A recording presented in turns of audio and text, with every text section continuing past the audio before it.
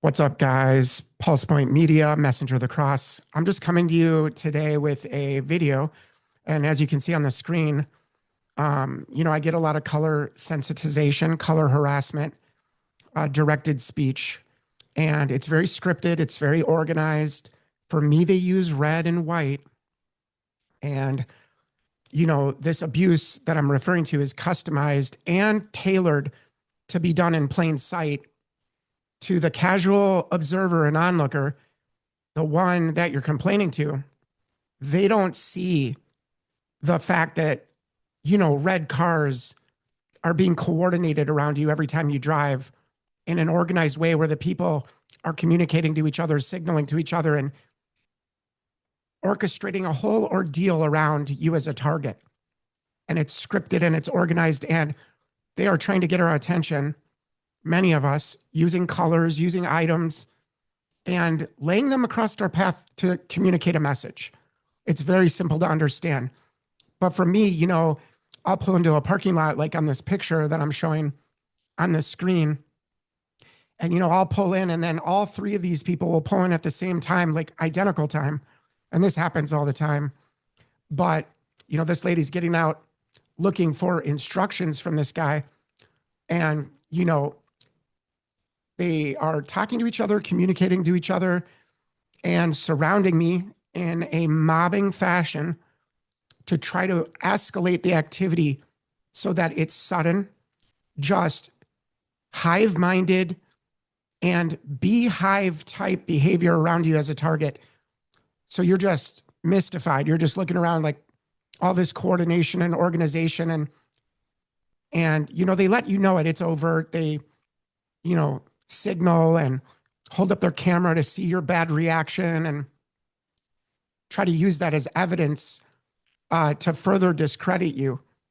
But let's just play this really quick. I wanted to break down my own personal experience like I like to do, bring some light to where there's darkness, and talk about the nature of this type of abuse, because this type of abuse, like I said, can be done in plain sight, and it has plausible deniability all the way through it.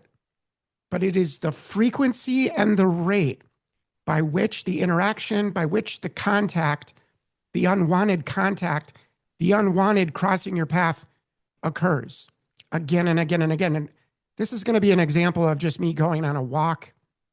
I just wanted to break it down really quick and go as fast as I possibly can just to describe the different types of people and what they're doing as they cross my path. But let's take a look. Let me turn this up real quick. All right.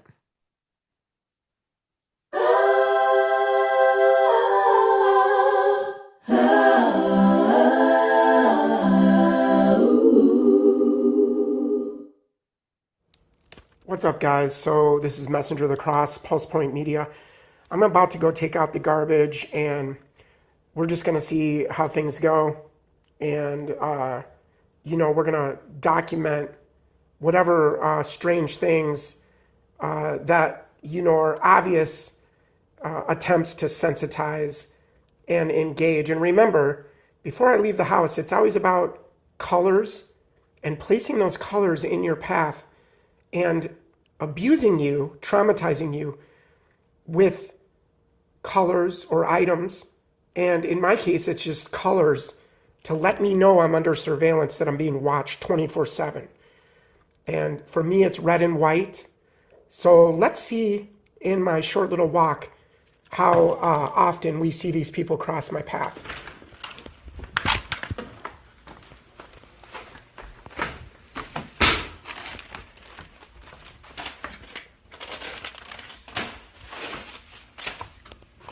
Just gotta pick up some stuff here.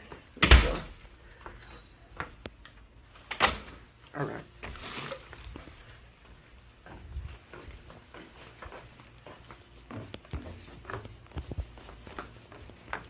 Here we go, guys.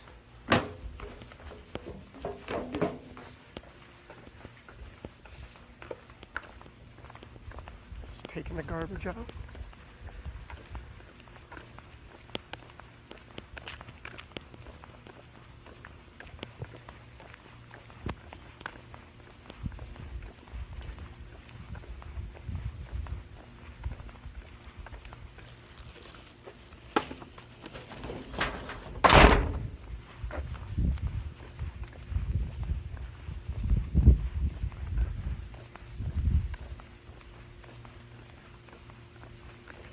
All right. And I want you guys to notice how dead it is in here.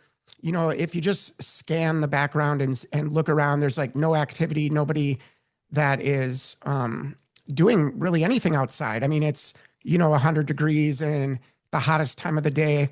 And so you'll notice as soon as I start getting outside, there's more and more activity in my line of walking, in my line of and path that I choose.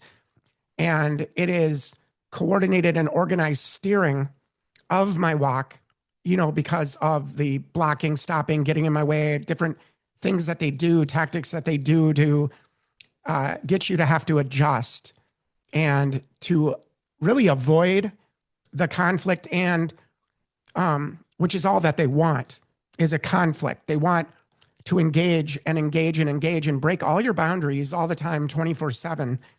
But let's keep playing this. And I just wanted to point out how absolutely dead it is in my gated community. But as soon as I start going outside, people start getting busy.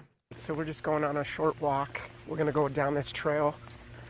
And I'm just going to talk to you guys and let you know what I think and what I feel, what I see. And that's all we can really do, is just keep exposing the harassment and the stalking. And, they always know when you're filming. It's just the bottom line. It's how they synchronize and time the abuse. And this is what we mean, how it's all designed to make the target look crazy and make them look like, they're hyper vigilant or just. All right, now as I'm coming up around this bend, this corner, obviously it's an opportunity to ambush, to surprise. But for the person that's not sensitized, like I am, one of the things that they do to me is that they, allow for constant harassment using animals like dogs, people that don't have a trained animal, and it gives them a perfect excuse to get close to me and get around me. And after all, John, we're just walking our dogs, you know what I mean? But that is what they do. But they like to make you feel uncomfortable with the dog. And they'll have a dog just lunging at you while you're on a walk one day. And 10 out of 10 people will have their dog out lunging at you. And you're just feeling this hostility, like, what's going on here? It's like, if it happens once, okay. If it happens twice, if it happens 3-4 times, then it's happening 10 out of 10. Well, then it's sensitization, and you are being, traumatized by a method and a tactic and technique that is designed to eventually redline you and get you to react bad. And so this is what I like to break down. I like to go through my walk, and, I take screenshots, close-ups after I film the video. Most people don't know I'm filming. It just looks like I'm talking on my phone. But I just wanted to point out this first contact here. And, for me being sensitized with people just being allowed to just let their dogs lunge at me all the time. And, the owners snicker and they smirk and they laugh and they think it's cute and funny. And, you're just like, get control of your dog. But even though that's not going to be the case this time, each and every person that crosses my path within the first couple of minutes of me being outside is going to be a reminder of that original trauma. That is what directed speech is. They traumatize you and traumatize you. And then whenever you see a dog and a person walking a dog, it's supposed to make you, it's supposed to make your senses heightened. It's supposed to make you hypervigilant. It's supposed to make you look and search for the abuse, which I don't do, but I'm just pointing this out so that people can see that their attempts to sensitize me really don't work, especially when you're in control of yourself and control of your own thoughts, and where you end and these people begin, even with the EMF broadcast technology and how they're able to be positioned before you even get there, and are there ready to take your space, ready to get in your way, to block you, to stop you, to slow you down, and do everything that they do with these tactics that are always going to be deniable. And that's the way this abuse is done. Remember, guys, it's not just abuse per se, but it's the frequency and the rate by which the contact with you is made, or the crossing of your path, so that you can never be alone. And you maybe will walk a couple steps, then the next person comes, then the next person. And it's all this busyness around the target when there is no busyness in my community, it's completely dead. It's, getting close to summertime. It's like 100 and some degrees out. And this walk is, I, choose to go on this walk at the hottest time of the day just to make sure, that I don't get this kind of stuff, which I do anyway. But I'm just saying that because I'm trying to emphasize how I'm timing this walk to be the hottest time of the day, expecting that these perps and stalkers won't engage me or run intercepts on me. And that's what it is. It's designed to made to look common and ordinary. Intercepts, or the crossing of your path and the rerouting of your movement and actions and behavior to something that they can corral you into and then escalate that abuse. And it's all done by a collapse and control game. When you're walking one way and, 3 people get in the way and they're blocking the path, you choose to go left and you go right into their arms. That's how they do it. And then the next person is there with their phone texting and smirking and smiling and standing behind trees and acting all weird, lurking in the bushes. That's not weird or anything, but you know what I mean? They just are always going to position themselves in your line of sight so that there's always eyes on you. That's the way it's supposed to be for these perps. That's what they desire to do. That's what they're told to do, is run this surveillance, non-touch torture, abuse, and let the person know in an overt way that they're being watched, that they're being surveilled. And they do that by embedding the messages that are without words, just by placing objects, just by directed speech and talking about everything on every point that you talk about in private. Okay, so let's keep going. The abuse is so sensational that nobody's going to ever believe it.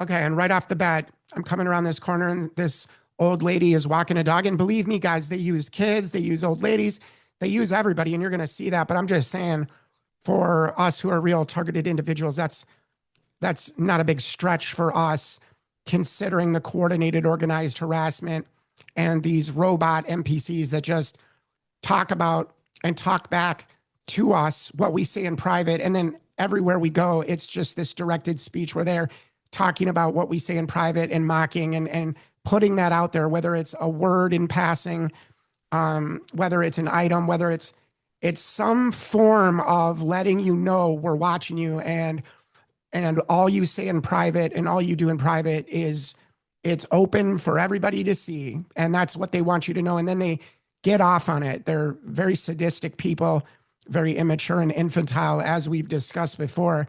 All they can do is compete and compare and compete and compare. And they need to be the hero. They need to be the savior because they have no self-esteem of their own. They have no identity of their own. And so that's the game. But let's keep going.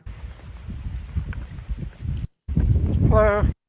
Okay, and I just want you guys to see the stepping out of my way at the last second. And I'm over on the right hand of the sidewalk and, as far to the right as I possibly can get. But, it's not like they move out of the way or get out of the way. And usually they're standing, where you have to go on the grass or you have to go around them. But it's always about controlling you, making you adjust, making you have to, do something other than just go on a walk and walk normal. And, in a normal situation, people get out of your way and you get out of other people's way. You're not out there, trying to cross paths and take up the space that is, rightfully yours. It's like, these are my boundaries. This is my space. And many of us know this when we go to a store and the whole store suddenly has to check out at the same time as you. And they're, dudes breathing down your neck, like literally standing with their, chin on your shoulder, basically looking over your shoulder as you're going to pay for an item. It's comical levels of coordinated denial and plausible deniability, but let's keep going.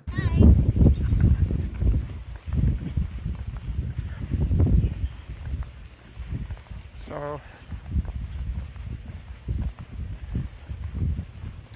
again, as soon as I, barely get to this next corner, and notice it's just the corners where I can't see around the corner.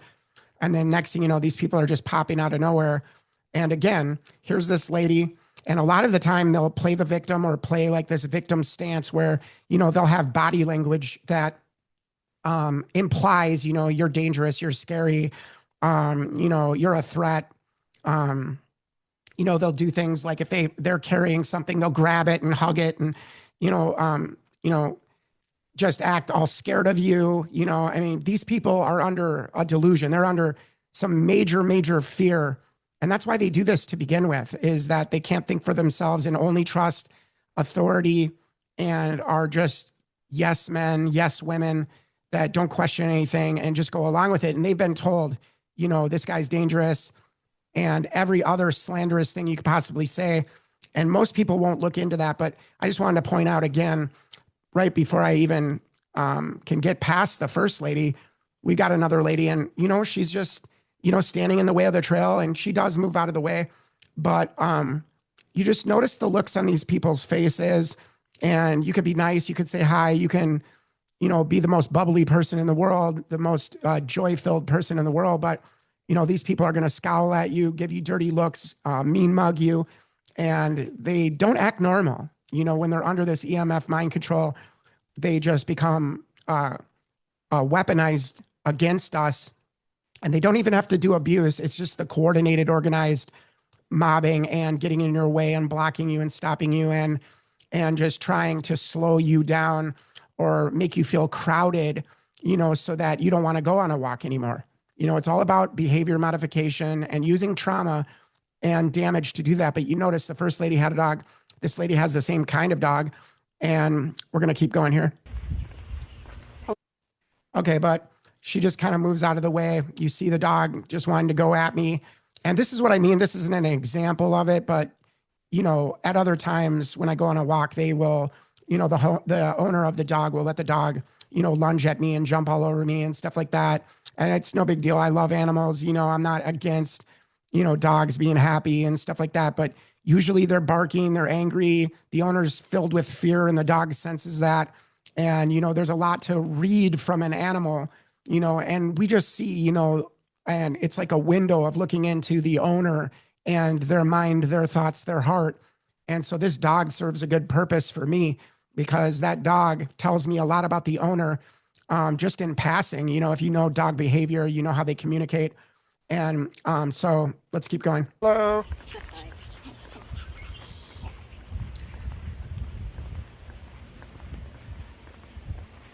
For me, it's not a mistake that two people walk by. They both have dogs, one after the next.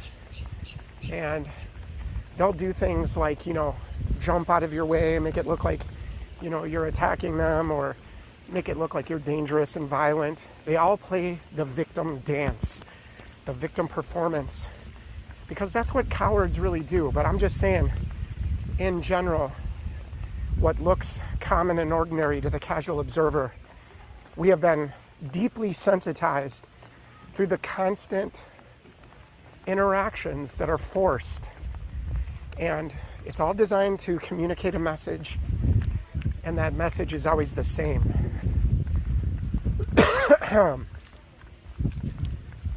So it's always, and you guys notice how dead it is in here, but you'll notice along my route, there's always going to be one person or two people just in my line of sight and walking in front of me or crossing my path. And it's all an attention getting game. They don't even have to do anything because of that sensitizing that's been done already. And, they're basically, letting me know, and only I would know because I'm the one that's been sensitized to the different things that they want me to pay attention to. But none of this is natural or normal on my walk. I just want to lay that out there. Like none of this is natural. It's scripted, it's coordinated, it's street theater, and it is like a rehearsed act that they are doing in front of you. And it's all made to look common and ordinary, like nothing else is happening, but there is so much more. It's layers of deception, layers of misdirection, layers of trying to get you to believe different things. And it's all psychological warfare, psychological abuse. We're surveilling you. There's nothing you can do about it. You can't get away. Here comes a red golf cart. So I've just been out here shortly, and this is already taking place. Again, so here we got our first red golf cart crossing our path, and you notice how dead it is. There's like nobody in here, but just along my route, there's just going to be people, crossing my path, running intercepts, slowing me down, blocking me, getting in my way, and trying to reroute my walk to control my actions, to control where I go, what I do, and then they set up that abuse for the next interaction of street theater. And so, like here, this guy's just rolling by me. He doesn't really interact with me, but he doesn't have to because obviously the red golf cart speaks volumes. You know what I mean? It's like you'd think that there's only red golf carts or there's only people that wear red shirts or red hats or red socks or red shoes. And they're always going to be crossing your path and letting you know, just showing off that red to you. That's basically what they do. And there's many other tells and many other signs if this is you really being targeted. And I'm just here to break it down. So, and this is my experience, guys. This happens 24/7. Every time I go, I am surrounded by red and white, and they are trying to let me know, and get my attention and communicate that message. And it can be over a multitude of things. It is directed speech where they are communicating and letting me know, because of the fact that this is a red golf cart, it's like, we're watching you, we see you, and it's orchestrated and forced on you. You could go any direction you want. And even in your adjustments to try to get away from it, it will increase and escalate the contact, the street theater, the mobbing, the swarming, the busyness just around you.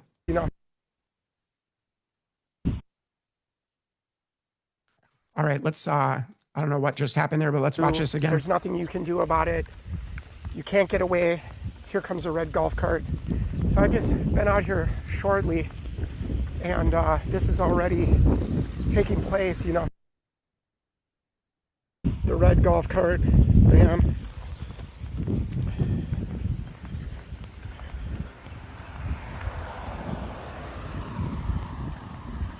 And like I said, it doesn't have to be red or white cars. I just wanted you guys to notice, there's no traffic anywhere else in the community, really, just on my line, on my path, on my walk.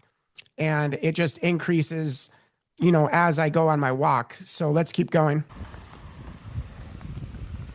But I mean, just the activity that has happened seems common and ordinary. But, this community is.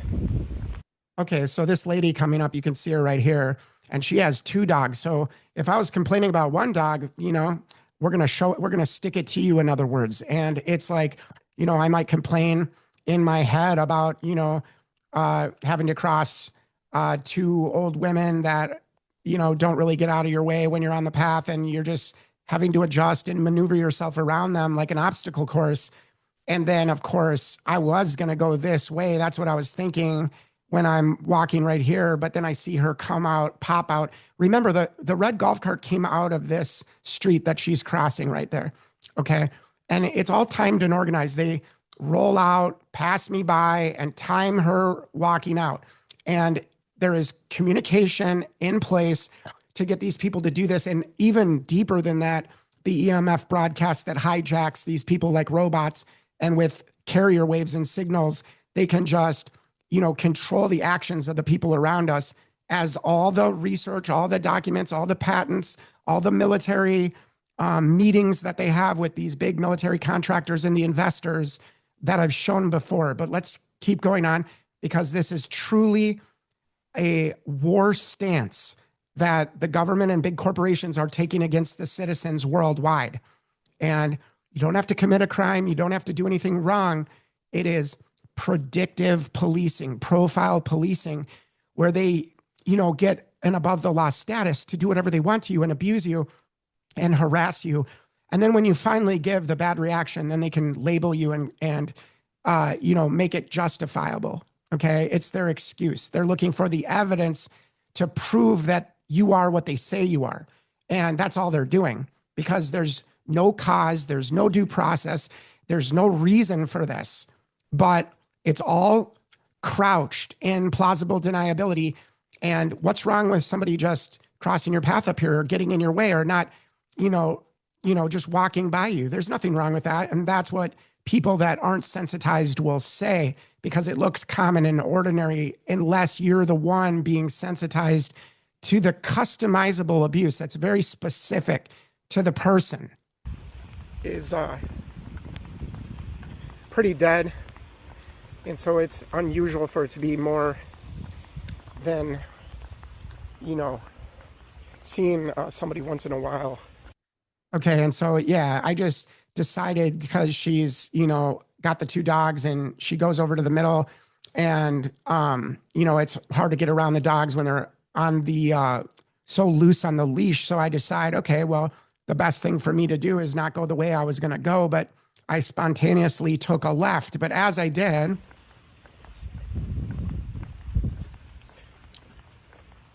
and you notice that lady, she's just in the middle of the path. So, discouraging me basically from going that direction, not verbally, not by saying anything or doing anything. It's just by body position and something as subtle as that. But so I take this left. All right, so we're going to take a left here. And you can see there's a guy up here and he's on his phone and he's just standing there in the 100-degree weather, texting in the sun, which doesn't make sense. How can he even see his phone unless this was urgent and important and he was, working me? What other reason would he just be standing up here? Let's keep going. Doing that because every single person that has crossed my path has a dog, and the lady over there had two dogs. And of course, it's all just there to get your attention. And people might think, well, people are just out walking their dogs. What's wrong with that? And these are the very people that participate in the perping because they don't want to understand sensitizing. They don't want to understand attention-getting games that are played. And of course, it's all a setup to get you to react to it. So, so that's the case usually.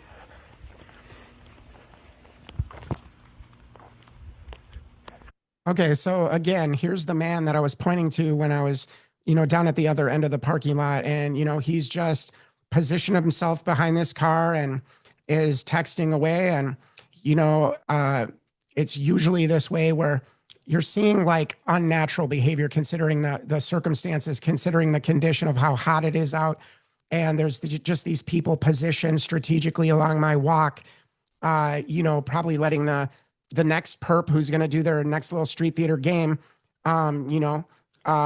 just tell them to go, and you're on, you're live. The performance and show is on, and, just letting others that are participating in this know, they do it by multitude of means, letting their other perps know where the target is at all times. And it's not just, the old fashioned means. These people are under synthetic telepathy. They are submitted to this EMF broadcast and weaponization of the electromagnetic spectrum. So there's just somebody over there texting on their phone behind a tree. I mean, talk about weird. So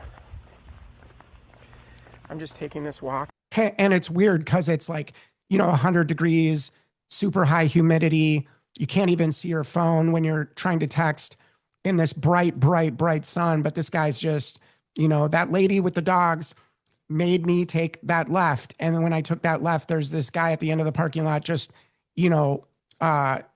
just with strange, odd behavior, considering, how hot it is out. And he must be texting somebody important, because in order to text in the hot burning sun and try to see your phone, especially if you're older, like this guy was, it's, a pretty hard task. I don't know if you've ever done it, and then further, it's just, again, in my line of sight and always having eyes on me, no matter where I maneuver. I'm going to go around this circle, and I just want people to see,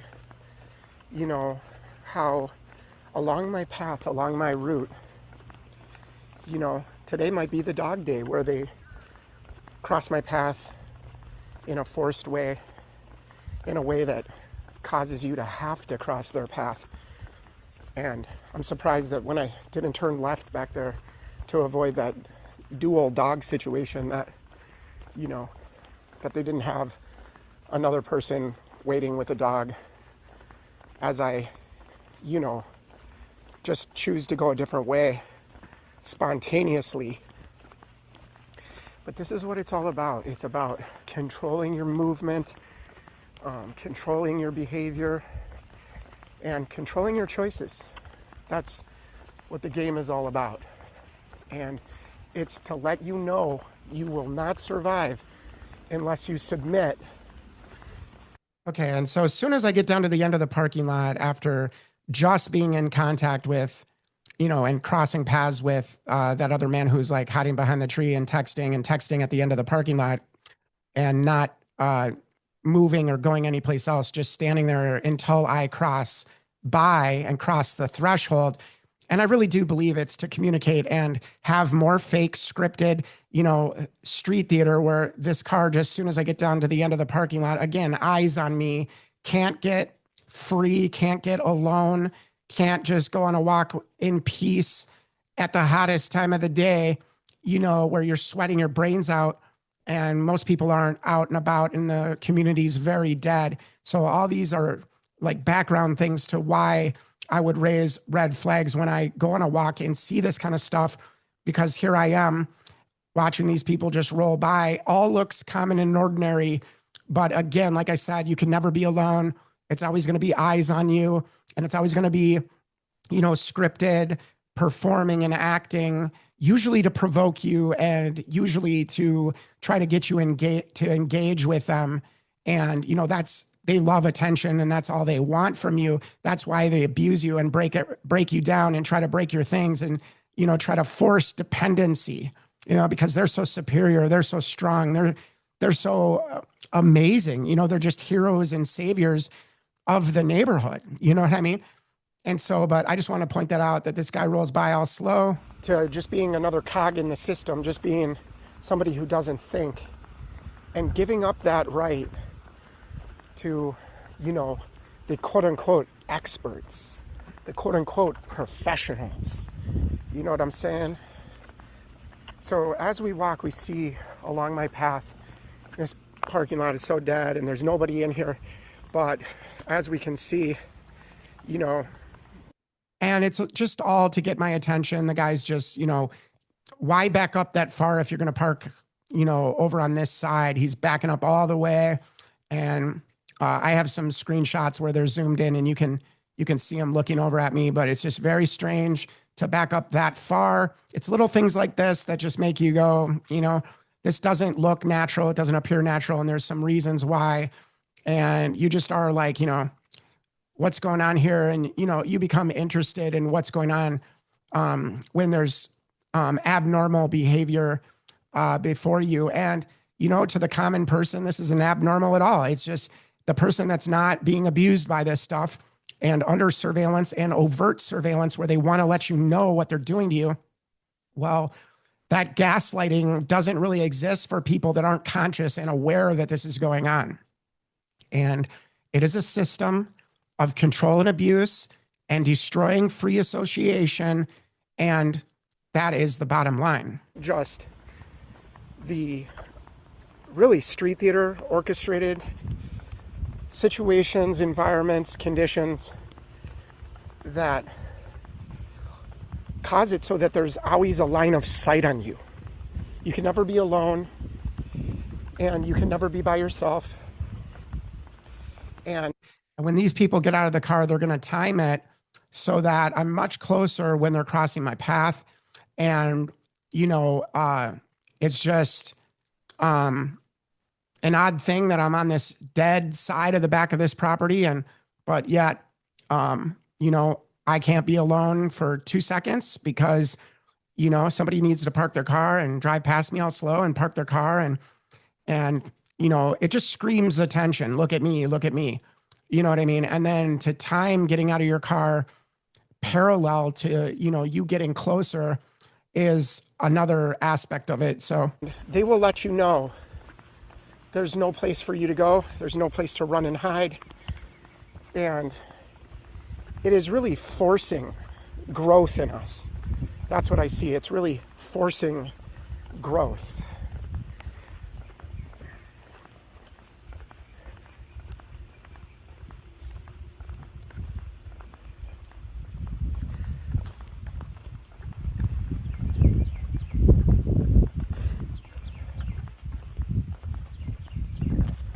And you notice they just got their heads down and, you know, it's like, you know, I call it the walk of shame, because these people, if they've been recruited to do this, you know, some of them, which is most of them, they don't have a conscience. You know, they have no empathy, remorse, sympathy. They're not like us.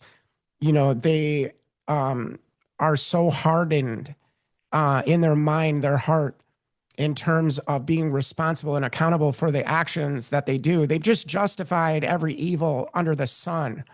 And I don't know how they could do it. I don't know how they sleep at night, but they rationalize, you know, doing harm for the greater good, because that's what they're told. You know, this is going to be for the greater good. I know it's going to be bad now, but you're actually saving the neighborhood. You're actually, you know, a hero and a savior. Don't you want to be a hero and a savior and keep the community safe?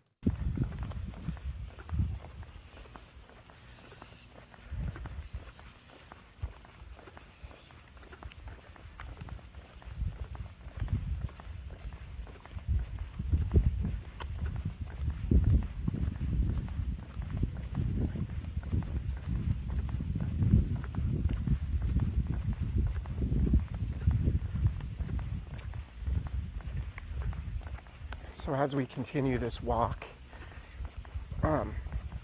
another point is that it's really hot out, and it's like the hottest time of the day.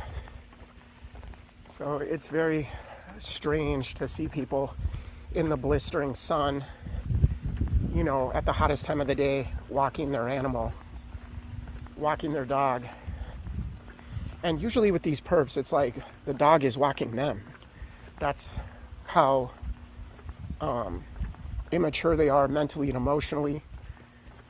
And they're more than yes men. They're more than yes men. That's my opinion.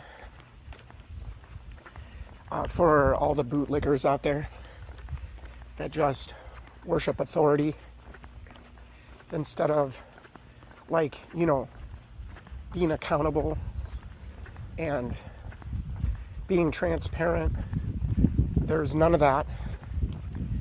And how dare you question the experts? How dare you question and look into and examine what targeted individuals are complaining about? That would make you crazy too, right? If you just picked up just your finger just a little bit, you know what I mean? These people that target us are lazy.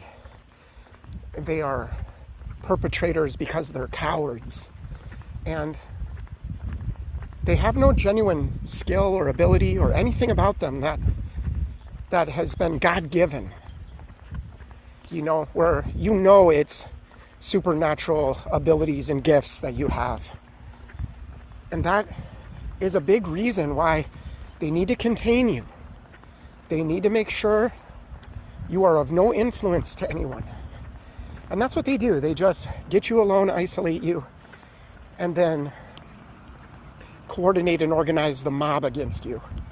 So we saw the red golf cart right away on the main road, and my walk was corralled and guided in a different direction because of, you know, it's like one dog crosses my path, that's enough. Two dogs, that's enough. But then further on up, you got somebody just blocking the trail with two dogs instead of one. You know, it's always about escalation. It's always about increasing the contact and the sensitizing that's done. You know, they know, oh man, I don't want to walk past that dog or that dog or that dog. And they'll train you to be startled, and as the owner just lets the dog, you know, lunge at you, bark at you, and you'll start complaining about it. And then next thing you know, every time you go out on a walk, there'll be dogs that cross your path with the owner just letting the leash loose and letting their bad behaved dog, ravage you. Like literally that's what they do. And so for me to see people walking their dog, that's a normal thing. And when you complain about it to others that aren't sensitized, they think it's just a normal thing. But it's a message, an embedded message to let you know, a number of things. But all of it is designed to, cause a breakdown. And that is why family and friends can't understand that they're not keeping anything safe. They're not saving lives. I know they want to be heroes, and I know they want to be saviors, but they are not the savior of anything. They are not the hero, even though in their fictional narrative that they create, that they are the hero and the savior. And let me tell you guys, when there's nothing to save, when there's nothing to come and be the hero with, they will create the situation through being destructive and ruining and sabotaging and destroying your energy and your time and commitment that you put into making right choices. They don't. Okay, as you guys notice, I'm coming up to another intersection here. I'm going to take a left and go out here, okay? Out to the main street, to the sidewalk. But you can barely see it right now, but I'll show you that this car, needs to turn in right here and cross my path as I'm, coming to the threshold of the intersection. For me, they're always, sensitizing me hardcore, just crossing the street. They basically want me to be afraid of crossing the street. And so, but that's part of my customized abuse, and not everybody's the same. But notice this car, and, the car starts and they see me, but they want to cut the corner really tight close to me. Okay. And that happens all the time, crowding your space, getting in your way, making you get offended, trying to provoke some sort of action or response on your part that's hostile and negative, and, where you get to step into that role that they cast for you, but that's not who you are. But because they have a double standard of abuse and above the law status, they just feel they can do whatever they want to us. And part of that non-touch torture is, crowding, getting close to you, almost hitting you with their car, or coming close to you. So you have to jump out of the way and jump onto the grass or move. When, most cars look for pedestrians that are normal people, and they don't try to, get close and clip a person when they're driving next to a walker or a biker. Maybe there's people out there that like doing that, like my perps, but I'm just saying, my perps like doing it. They enjoy the blocking, the interruption to the flow of my life. I'm enjoying my walk, even in the middle of them doing all this, because I've made the choice to enjoy life no matter what they do to me. Okay, but let's keep going. They don't care about, morality. They don't care about being a person of integrity. Okay, and so instead of taking this corner wide, they're okay with cheating. They take it pretty close to me. I mean, I'm pretty close to this vehicle here, and there's just this little amount of space. But you notice as I play the video more, the back end of the car comes even closer. And they're okay with. So you see that I could almost reach out. I could almost reach out and touch the back of that car. Let's play this all the way through.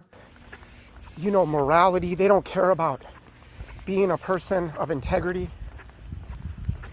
They're okay with cheating, and they're okay with getting away with it. So you just saw, the chances of a car turning into this road, it's just like a dead neighborhood. I'm coming out to the crosswalk, and you see this pickup truck come really near me, come really close to me. Like I said, I was in less than an arm's length. I could literally reach out and tap the back end of his car, but they want you to do that. They want you to get angry. They want you to, react bad and react to the hostility, because they're trying to make you look like the hostile one. And they do many hidden forms of abuse and non-touch torture tactics to try to elicit that response. And the whole time I'm just going on a walk, trying to enjoy the sun, get some fresh air before I go back to the grind of exposing these demons. But that is, me enjoying my walk, and all along my path, there hasn't been much time where I've been totally alone, but just always somebody crossing my path, somebody in my line of sight.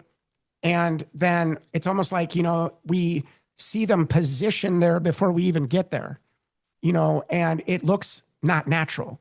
It's something that your intuition knows, and you know that it's not a normal happening of everyday life, that there's something more to what's going on here.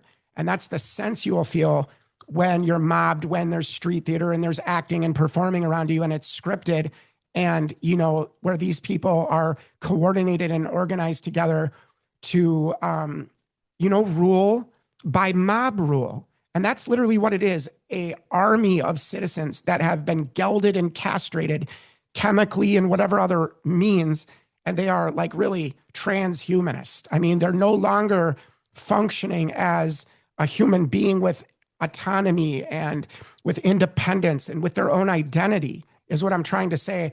And the technology has made that available. And, all the professors at these Ivy League schools that go and talk to the military, to the threat fusion centers, to different branches of the government, we watch their presentations and what the capabilities of this technology can do. And it's not complicated. Anybody that has a question about it should go do the research and look at it themselves. They write books about it. They write manuals about it. There's tons of investment made to these weapons platforms and these wireless systems of communication directly to the brain and the body and the nervous system of the target and to the perps as they weaponize the people around you and control them like a battering ram against you every day. There goes your free association, your right to choose who you want to be around, your right to choose who you want to be friends with, who you don't want to be friends with, who you want in your life, who you don't want in your life, and what kind of contact you want to have with people. And they take that all away, and it's not like they gave me a lot of room, but it's all about, we don't see you, you're invisible, you don't exist. That's what they communicate in their message to you, driving a car at you again and again and again, where it's right in your line of walking and they just don't move. They just want confrontation and are trained in causing confrontation, like little communist revolutionaries that some of them are, you know what I mean? It's all about the do-gooders being manipulated into, hurting and harming good people. Again, I just got on this road and these aren't, red and white cars, but again, it's the activity in a gated community in the summer when nobody's here, and just how busy it gets when I step outside my house, just where I'm walking and going, just crossing my path. And that's what we show all the time through the surveillance, where none of us can get free from the tactics that are being used and the game that's being played. And like I said, it's one thing to, act abusively towards you. I mean, life is full of bad people. It's full of good people too, but it's full of bad people. And abuse is one thing, but when it's coordinated and organized and systematic in the breakdown process, that's when you have to start examining things a little closer, don't you think? So we're just walking back, and, because I announced the color sensitizing before I left on my walk, obviously they're going to withhold that. And there's times where they just do it flagrantly, even when they know I'm filming. It doesn't really matter. They want you to think you have a choice in the matter and that somehow your choices influence the outcome as they game all probabilities and game you and know each move you're going to make. And it's all designed to build a false hope, to lead you to believe in something that's All right, guys. So you can see up here, there's a woman coming on the trail, of course. Again, just crossing my path, running intercepts on me, not natural. It looks natural. It looks ordinary. It looks like, if I complain about this, that I'm the crazy one, right? But the fact is the abuse is customized and embedded within the tactics of this type of abuse is the plausible deniability so that it can always, follow Achman's razor principle. And you just should go look that up. But that is, it can be blamed on common and ordinary things. When you start to complain about it, it makes you look like you're, hyper vigilant. It makes you look like, I got red and white cars following me everywhere I go. And that makes you look a certain way. And the tactics are customized to get you to complain about it so they can just point the finger to everyone that's not participating and recruit those people and say, look at how dangerous he is. Look at how angry he is. Look at how scary he is. We told you he was a terrorist. We told you he's a religious extremist and dangerous, and this guy needs to be watched, when that's like the farthest thing from the truth. But they set up the bad reactions. They set up the pain, the breakdown to try to get those reactions at any price, at any cost. And that is what we're dealing with every day. And so here's this woman just appearing to walk by normally. There's nobody else out here, but just lots of people crossing my path. But here we come up to this lady. All right, I'm going to stop it just along the way. But, she put her hand up to her hair. And now watch what she does with this towel and with her other arm. Just let's take a look here. And she's just grabbing it all tight because, of course, I'm dangerous. That's what they've been told. Like, I'm going to probably attack her. Be careful when you're around him. He could blow up. He could pop off. You know what I mean? That's what they tell our perps. They sensationalize us. They lie about us. They slander us in the most god-awful ways a person could ever talk about another person. And it puts our lives in danger. And we've become surrounded by these perps who think they're doing God a service even. And it's always, the greater good, right? That's why the abuse is okay to do right now, because you're actually helping us in the future to deal with this potential threat. And that's what they're told. And so you notice like her body language changes. As I walk by, I say hi because I'm nice to everybody, even my perps, because I don't give them any ability to maneuver and get the satisfaction that they want, because I know it's all about attention. So that's part of the reason I starve them of that in certain different ways. But you notice the body language goes from hands by your side and down to up and protecting whatever she has in her hands behind this towel. But let's keep going. And she might not have anything. It's just that they will walk by you with directed energy weapons and zap you with microwave pulse energy and burn your skin and burn you and hurt you and harm you and shock you. And it feels like an electrical shock. Like, when you put your hand in the light socket, that's the way it feels on the inside of your body when you pass some of these people. Hello. Again and again and again. All right, so let me see here. Announced the color sensitizing before I left on my walk. Obviously, let's I kind of bumped it here, so let's just get up here and go from here. Trying to build a false hope to lead you to believe in something that's false,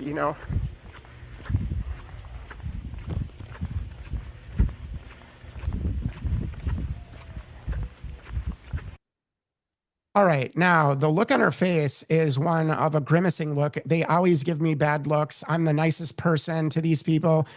I mean, guys, it's just ridiculous. I do it in a comically nice way, like over the top, like, hey, how's it, most normal people that aren't a part of this, will say hi back. They'll respond to you. They acknowledge you, but you can see like that look like, who the heck are you, to say hi to me? It's this superiority dance and game that they play with us as they, are told all kinds of negative, nasty things about us in the neighborhood to become part of this community-based policing program of auxiliary policing. And that is why they give you dirty looks all the time. Hello. And so it looks like to me she has a baby behind this. This is why she's protecting the dear baby, because, you know, this religious extremist who's dangerous and hostile to, and, you know, wants to sacrifice children, you know, they'll say anything about you. And so there's this, you know, overly protective instinct here walking by me for no cause, no reason. But you can just see it in the body language, and you can see the like chuckle or smirk on her face, like, who the heck are you saying hi to me? So that goes.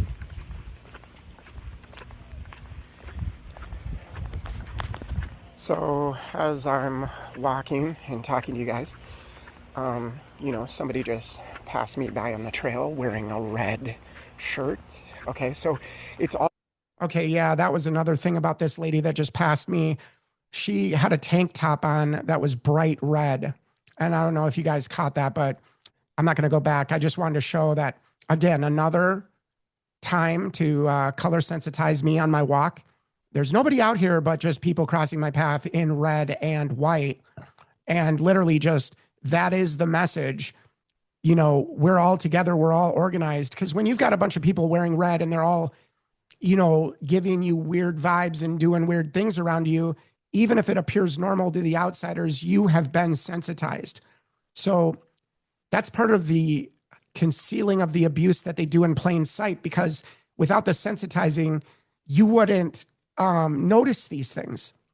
But you notice them because you've been specifically conditioned and abused again and again and again and again, you know, till you're ready to pull your hair out with the frequency and the rate by which these intercepts are run on you, which eyes are always on you, where you can't get alone no matter what you do and no matter where you go.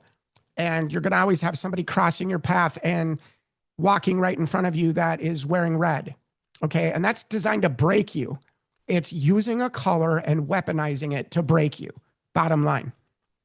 All crouched within the color to let you know, because of the frequency and rate by which you see those people cross your path. And it's like you'd think that people only wear red. That's the only color that they sell in the stores. And it's the only color people wear. Red socks, red shoes. One item or another will be red. And that is to get your attention. That is to trigger you into a reaction and get you paranoid and get you to start complaining more about the tactics being used in an emotional way. That's what they want. But as we see, I was just talking about the colors and the red, and then all of a sudden this lady walks by with a red shirt on, a red tank top shirt, and, you know, is wondering whether or not I'm talking on the phone or filming. And, you know, since this is psychological warfare, you know, it's got to be done, exposing them has to be done in a way that is creative, if you get what I'm saying. So, and you'll notice this car that's passing me just has their light on the right side on my side. The other side, there is no light on, but it's just this auxiliary light that is just on one side of this car. And I don't know if that car is made that way or what, but this is a very loud electric car. And of course, like I've said before, they use noise and weaponized noise even.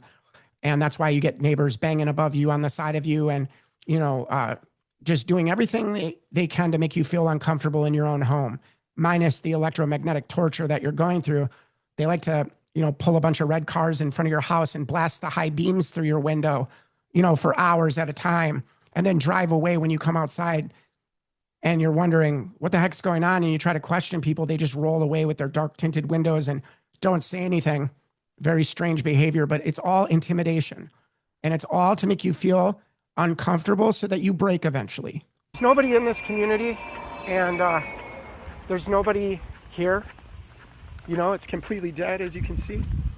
But yet, just on my path, just on my walk, there's people, no matter what part of the community I've walked to, that are always in my line of sight, always crossing my path, and always just, you know, able to see me and I see them. And by the way, always wearing red. Did I add that simple fact to this? You know what I'm saying? And it's not just random.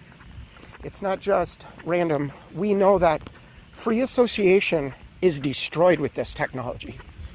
There is no such thing as associating with who you want. But many of us are tortured because they force us to associate with people that desire to hurt us, that are jealous, that are envious, that are infantile, that are immature, that are like little baby 3-year-olds stomping their feet and getting mad when they can't steal what doesn't belong to them. It's like, how dare this guy have his own thinking? How dare him have his own decision making? That is not allowed. That is not allowed. So we're just taking this short walk, and I just wanted to talk to you guys because, you know, every single move that we make is gamed, and it's not natural and it's not normal to have such fervent competition with you, even over your space, over you standing in a particular space, or when you go to grab your food off the shelf in the grocery store, you got people parallel to you reaching for the same item, trying to take it out of your hands. It's all about frustration. It's all about getting that explosiveness and getting as many people as they possibly can to engage in the death by 1,000 cuts game that is being played with us. And it's all negative. There's nothing positive about, you know, what these people are engaged in and what they're doing. Completely sold out to a system of total self-harm. You know what I mean? And as you can see, this guy with his pickup truck, let's just take a look again. That is being played with us. And it's all negative. There's nothing positive about, you know, what these people are engaged in and what they're doing. Okay, we notice he's got a red cooler on the back of his pickup truck right there. And, you know, it's just incredible that each move I make, you know, they're going to put red around me wherever I go, whatever I do. And it's like the most popular color. Didn't you know that, John? Like, you know what I mean? It's like, I don't think so, but, you know, it can be denied on anything other than what it really is. Completely sold out to a system of total self-harm. You know what I mean? That's the bottom line.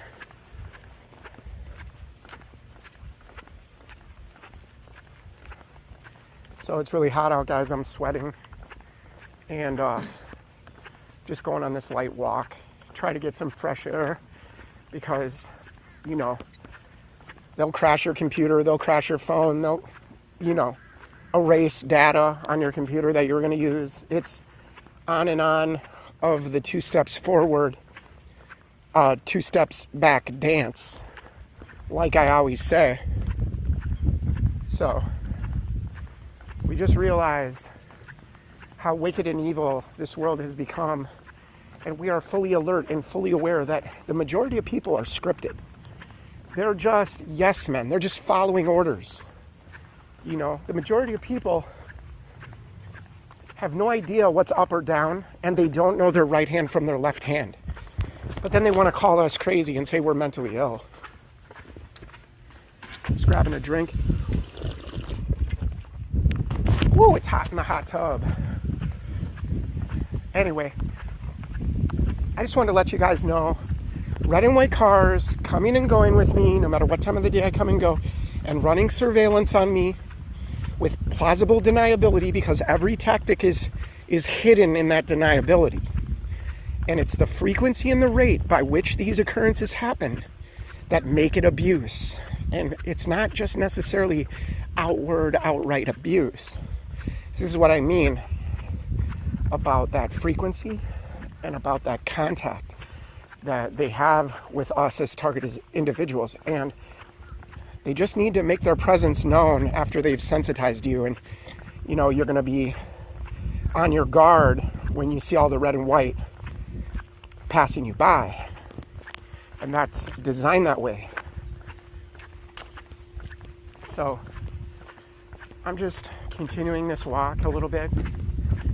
And I just want you guys to know, thanks for subscribing. Thanks for becoming a part of the channel. I appreciate every single one of you and everything that you guys contribute and add to the channel. It makes me happy. So keep it up, and thanks for all the encouragement that I've received. And we're just going to continue to plug along every day. You know, it's not like we chose this path, really, even. It's just that this path chose us. And no matter what we did to try to get away from it or try to escape our destiny, not believing in ourselves, you know, believing the lies, believing what they said about us, you know, for a number of years, just carrying the consequences of things we didn't do, and never getting a chance to speak up, never getting a chance to tell our side, never getting a chance to bring the narrative that is accurate and true. They wanted everybody to believe you're a loser. They wanted everybody to believe you're just a drug addict. They wanted everybody to believe that God can't change you. And that's where they get in the fight with God. That is the problem, at least with me. I am his possession. And, you know, when they try to undermine all the deliverance and everything that he's shown me in his love towards me, and they think I don't deserve it, well, none of us deserve it. That's the whole point. That's why he delivers me again and again and again, so that I have all these little victories when it comes to these perps trying to provoke me all the time and trying to get a bad reaction from me all the time. Again, I come up to the intersection and, you know, you see how dead it is. And as soon as I get up to the intersection, I've seen this truck before on my walk, and it's crossing my path again. And it's all about, you know, just getting your attention and making you feel the pressure of this, you know, scripted, normal behavior. That's what I would call it. Scripted normal behavior, which, you know, they're not doing anything normal. They are surveilling us and watching us, organized and coordinated. So we're just walking down the trail again. And you notice every time I come up to the intersection, there's always a car that comes out, and it doesn't matter if I'm down on the other side or here. It's just, they love to, you know, sensitize me to intersections and, you know, escalate my adrenaline when I'm walking across the street, because, you know, they pull up to this line right here and they rev their engines, red and white cars, you know, bump into my shins. You know what I mean? Oh, sorry about that, they say. You know what I mean? And then it happens again and again and again, so that you're, you know, hesitant about crossing the street, because that's what they want. They want you like an infant. They want you in this like infantile state of dependency.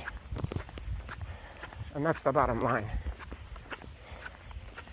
Again, just coming up around this corner, and you see another person walking the dog on their phone, just, you know, totally locked into their phone. But I just want to point this out up on the right-hand side here. And we just aren't going there. And you notice how, you know, they turn and face you and stuff like that, and just act very nonchalant. I mean, they're not good at what they do. That's for dang sure. You know, it's just like, and, you know, the whole idea is to make it obvious, because that gaslights you, and it's all by design that way, because you're supposed to hurt yourself. You're supposed to, you know, do self-harm and harm others. And that's what this pressure is all about.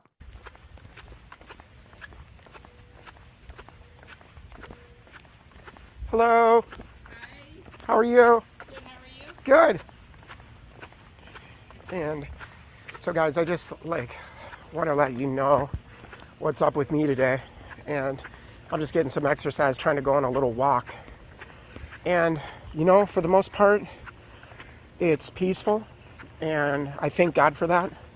At the same time, it is coordinated and organized so much that they know, you know, through their neural remote monitoring and other silent monitoring systems that are wireless, they know what we're thinking, what we're internally verbalizing, and they let us know every day. They let us know every day.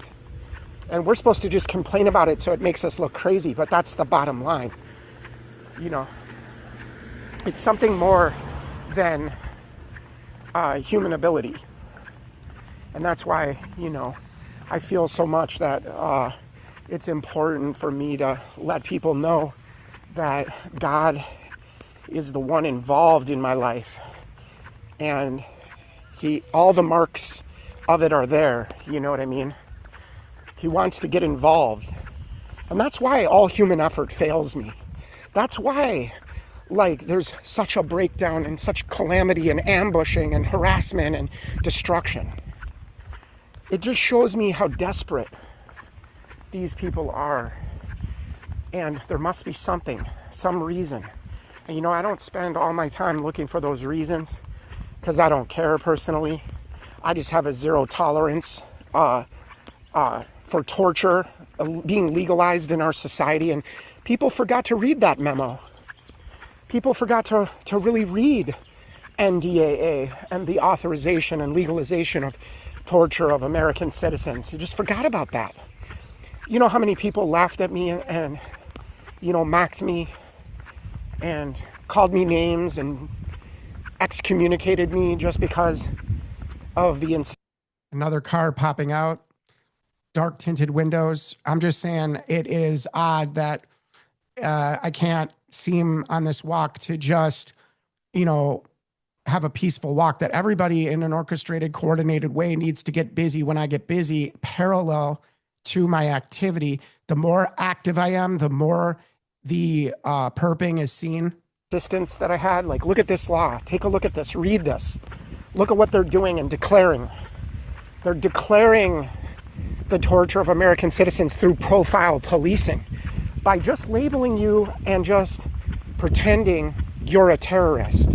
And when they have no evidence and proof of that, they just manufacture it. You see what I'm saying? They just manufacture it. And that is why the torture is necessary. Think about how many people, guys, have been victims of this. And I don't think, even if the mass shootings are real, I don't really think, even if, they're not real or scripted totally to gain more power and control. Here comes a red car. And so you can see, guys, just as soon as I spontaneously turn around, and I'm not trying to think about my walk or where I'm going, I just, turn around, and next thing you know, you got this red car rolling by, and you can see the person inside, the dead look on their face, the alien face that they have that just looks like no empathy, no remorse, no sympathy, and just this death stare that they do to me all the time, where she doesn't take her eyes off me the whole time they go by, the passenger. And, just a red car, no big deal, just another red car. So, it's just and, the guy's wearing dark shades and looking over at me and staring, mean mugging. That's what they love to do. You're supposed to feel uncomfortable 24/7. You're supposed to feel just this hostility directed at you 24/7. And the abuse is so great that eventually they just get to the point of having everybody mean mug you, and that's enough. You know what I'm saying? It's because it's like punching a bruise. The more you punch that bruise, it's and we try to heal, we try to protect that bruise. But I was just going to say, this is the nature of their abuse. They find the vulnerability and then key on it again and again and again and make you relive the misery and the pain of that trauma and force it on you again and again and again. And this is why many of us as targets are so strong, because we've been able to process our shadow. We've been able to process the things in us and just live in a way that rises above giving them a reason.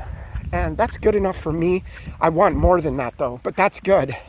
It's a good start, holding on to who you are no matter what's done, and believing in yourself, trusting that your intuition is accurate, that what you're seeing and feeling is more accurate than any computer system they got. And maybe that's why they try to torment us and torture us beyond belief.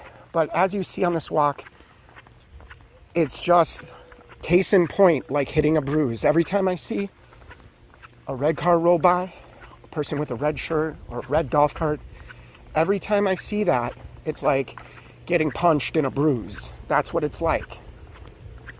And the trauma anchors you. It gets your attention. You see, that's why they do it. They want your attention 24/7 on them, and then they want to guide that attention so that you destroy yourself and others. And it just doesn't work. We are rising above. We are overcoming. We are, reaching out to other people. And if I could just help one person throughout the day that's suffering and going through this, it gives so much meaning to my life. It gives so much meaning where there is no meaning, it feels like, where we can't come up with a logical reason why this is happening to us. But we know that it's wrong, and everything inside of us lights up to show us and lead us out of these crooked paths. And we see clearly, and we're not putting the genie back in the bottle. That's what they want, but we're not going to give that to them because we're awake, and there's no going back. There's no going back. So I think a lot of these so-called mass shooting events, each and every person was tortured and tortured and tortured and tortured in the ways that I'm discussing, in the ways that I'm talking about. This isn't a game. This is for your life. It's not a joke. People think that, that's not their goal. And if they could kill you, they would have already. It's like a cat toying with a mouse. That's basically what I liken this abuse to. Where the cat bats the mouse around all over the place and then won't kill it, just wants to torture it and make it go through as much pain as it possibly can go through. And no offense if you're for cats, I am too. I mean, it's just, I love animals. Like many of you out there, I had a dog, and the people that surrounded me during the time of my care for the dog, I went to the store, they let the dog run free. I told the person before I left, I said, don't let this dog go outside without a leash because he's not trained yet, and he'll just run away and start chasing squirrels. He's a herding dog, and the herding dog breed, and they just ignore all that, let the dog run, and then the dog gets hit by a car. And then I have to take the body of the dog out of a police vehicle. It's stuff like that level of torture and trauma that they try to make happen again and again and again. And this is what we're saying. We're not living in just a small amount of pain and misery. We are living. And notice, guys, so they're laying up on me just a little bit, but they're setting up the next interaction. But you notice as I walk, it's just totally dead in here. So just illustrating the fact that any kind of traffic that's around me, pretty much my whole walk, is just, it's the probability of all these people wearing red and crossing my path and letting me see them and making sure that I see them and getting close to me and doing all the things that they do is completely a performance and an act, and it is surveillance. Like I've always said, communist style surveillance, literally like Nazi brown shirts, people in civilian clothes, regular clothes, being weaponized and merged with law enforcement and with other groups that do this, and the technology. Through these people touching our deepest desires for attachment and for relationships. Our deepest attachments are being ruined and destroyed and undermined and sabotaged as they turn our loved ones against us. And our loved ones, they act like they don't even know us because they've accepted this big lie and this narrative that, we're just what these abusers say we are when we're not. But no worries, just somebody faking as an authority figure, that's enough for my family. They'll just bow to, whoever shows up at the house and lets them know John's under investigation, even though there's no real investigation, and yet we are experiencing literally this frustration. Now, guys, just check it out. Here comes a guy in the red shirt. And, okay, so right here, I just sit on the bench for a matter of a minute here, not even. And as soon as I sit down, and as you notice, there's nobody on that street, that main street. But as soon as I sit down, this guy pops out of nowhere, and he's wearing a red shirt, obviously, and of course, and with me, it's all the time. And it's designed to break me. It's designed to say, you're under surveillance, you're being watched, there's no escape, there's nowhere to go. That's what it means. That's what it means. In my case, when I talk about sensitizing. So that's the message that I'm getting, being crowded, being mobbed, and you can be mobbed by one person. Just one person crossing your path at a time can be mobbing if there's color sensitizing backing that up, if there's directed speech backing that up. You see what I'm saying? So they don't have to abuse you or say anything to you. They just have to present themselves in your line of sight and let you know by some gesture or some look, and maybe they don't even give you a look. It's just that they cross your path running an intercept on you and getting all close to you and wearing the color that they've, abused you with again and again and again and again, so that, you're paying attention and, your attention is on these people doing this to you, because each adjustment, each escape that you provide for yourself is also collapsed, forcing the interaction. So I'm just trying to sit on a bench right here. And this guy just pulls up on his bike right away and needs to turn in, just like I'm going to show you. Right here.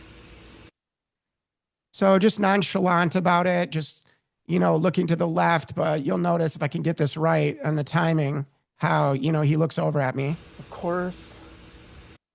So there he is, staring at me, giving me that death look, not smiling, not waving, not saying, hey, how's your day going? None of that. Just very strange, very weird. We want you dead. We're going to kill you. It's just a matter of time. We're taking away all your resources. We're taking away your ability to sustain your life. We're taking away your resources. We're taking away your friendships. We're taking away your ability to take care of yourself, your money. And then we could really say you're crazy. Look at the evidence. He can't take care of himself. Meanwhile, these abusers play both sides of the fence, and the very damage that, they do is blamed on us. And then we're just called further names and slandered further. And here they are hiding all the abuse done. But they despise us. They are envious and jealous and infantile, like little children having temper tantrums. And that is the reason why they can be so convinced, so easily to do these things as perps, because they're a hero. Don't you know that I'm a savior and I'm a big shot and I'm just keeping everything safe? And I'm doing it for the local sheriff's office. I'm doing it for the threat fusion centers. I'm getting paid, man. And it's not that they all get paid. There's perps that don't get paid. And it's not one or the other. There's an amalgamation. There is layers of participation in this. And it's really hot out today. And for anybody out there, it's just so strange to roll by like that. Nobody else is around, and then just do it quietly, give me a death look, and then just keep rolling by. That's like not understanding the temperature, but I'm like just sitting down on the bench, and so here he is again, just biking away. But, is that abuse? No, not to the casual and common observer. No, not at all. He's just going on a bike ride. And why are you complaining about a guy passing you up on a bike? That happens all the time.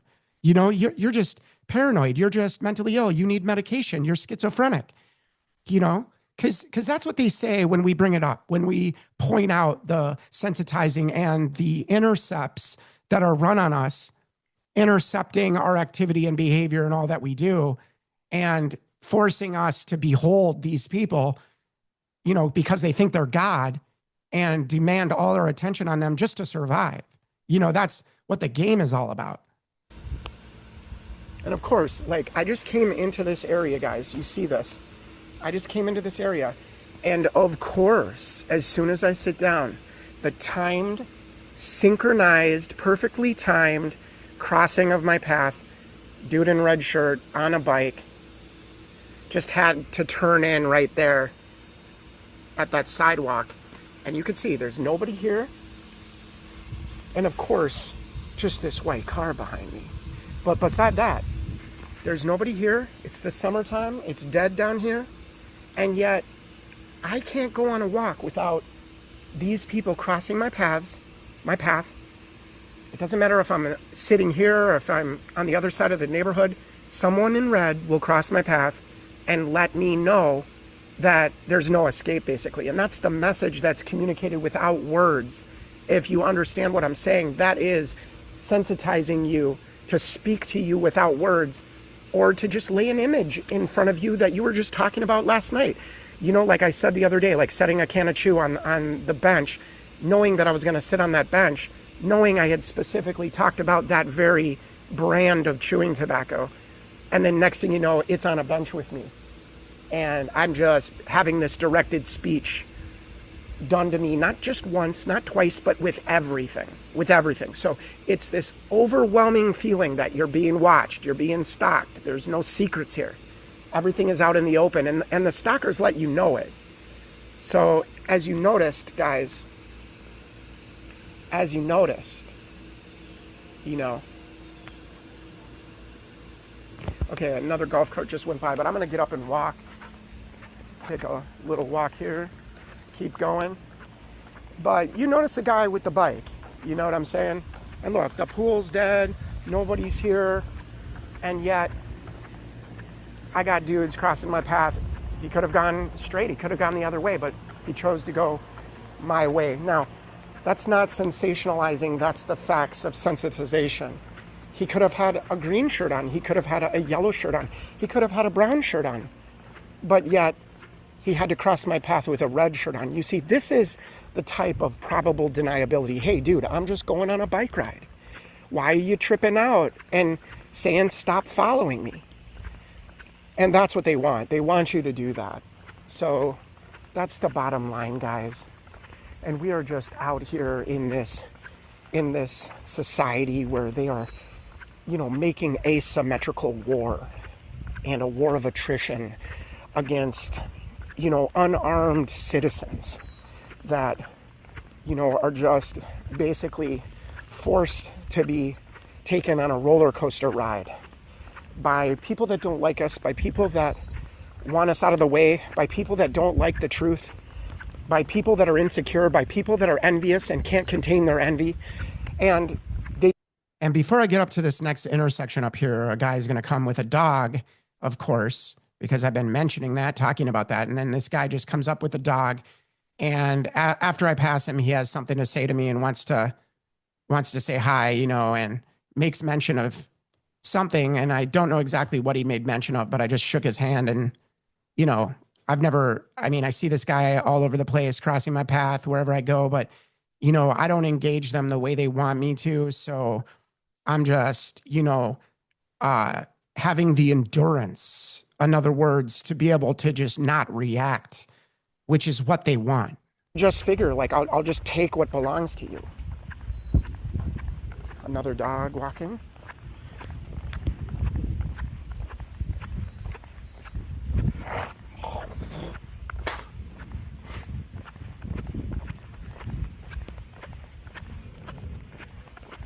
Hey, what's up, man? How are you? All right. Cool, bro. Cool.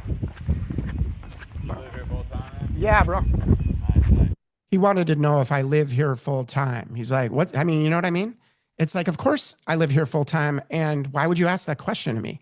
You know what I mean? It's always this probing and this like, you know, trying to break your boundaries and trying to figure out more about you as they give you no information about themselves. They just think that they're entitled, you know, and you can tell with the questioning, you can tell with the way they behave, the way they act, you know, they want full superiority based on information that they gather about the target. And, you know, like, it's just wild times, man. Yeah, do you too? As well, yeah. What's your name, man? Danny, I'm John. Pleasure, man. Yeah, I'm just waiting on a phone call here really quick, so I'm on like a video. But yeah. Much love, dude. Awesome, dude. I'll see you around. Yep, thank you, man. And he, you know, says, he doesn't say have a good day or anything like that. It just, I'll see you around is pretty cryptic.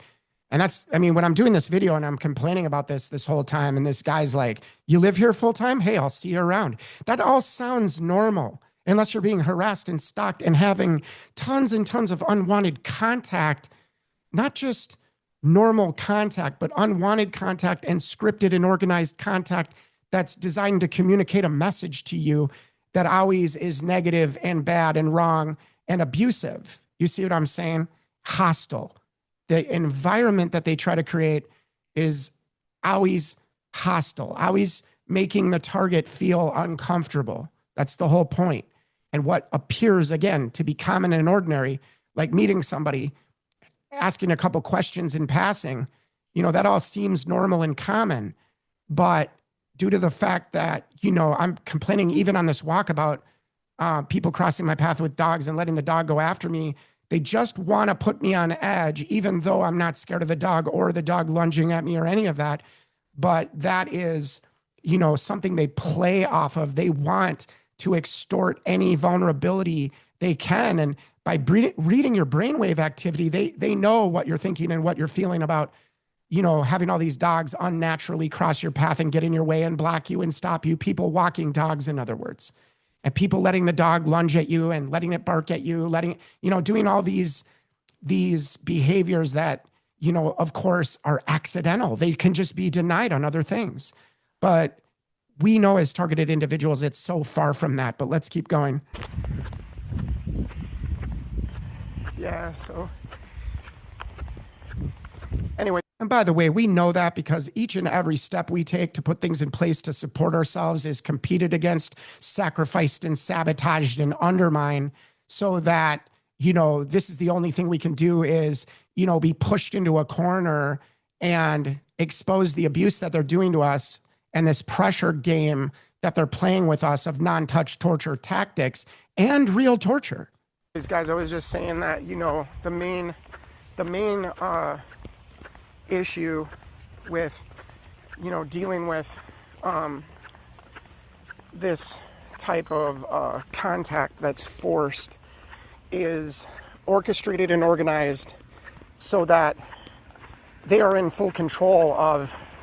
Again, another car goes by, but notice, guys, how the activity picks up. Notice how, it all appears that, people are just out enjoying the day, but it's just like, I choose the worst time of the day to go on a walk in the blistering heat where, you can look out your window and nobody's out there all day long. But just when you go out, all of a sudden this activity just picks up big time. You know what I'm saying? And so you saw that car pass, and here comes a red car right behind that car. So they take you off guard through different means, try to misdirect your attention so that they can blindside you. That's what's happening here with this red car passing me by after that guy just shook my hand. I'll be seeing you around. It's like, no, you won't. No, you won't.